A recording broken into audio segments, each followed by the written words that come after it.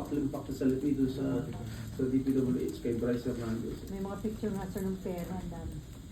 So sa tingin niyo, initiative lang yun ni Bryce o may tao sa likod niya na nagdikta para Well, igamit I do kayo? not have any idea. Sir, sorry, yung 355 million, it's in Dagaa. You allocated to where, sir? Bulacan? Bulacan na. Ma'am, Nakalagay. 2022? 2025. Sir, kayo po nagpasok doon, nung item na yun, sir? Sure. Ano? Kayo po Anybody pwede naman choose kung pwedeng ibinta sa mga congressman, mga senador. Lahat siya nandyan. Nasa gaan siya.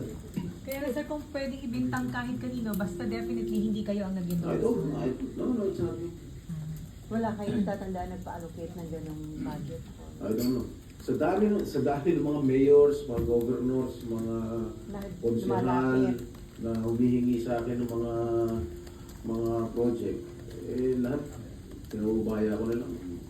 Ibibigay ko lang sa mga staff ko para sila magbigay sa mga mayors. So ano lang yung take nyo na mukhang gantihan yung nangyayari matapos pangalanan yung mga congressmen kahapon? Senador Yung mga naman sa senador House. sa kabilang part. Well, your guess is as good as mine. Which is? Wala kaming guess. Wala ka rin guess eh. Gantihan na lang. Gantiyan Sir, na do you lang. think okay pang magpatuloy yung mga hearings sa Congress, saka dito, or dapat sa independent na lang para walang ganyan? I do not know what, as far as I'm concerned, the investigations that we are doing here in the Senate is in aid of legislation. Pero magpa-participate pa kayo, sir, ngayong pinalitan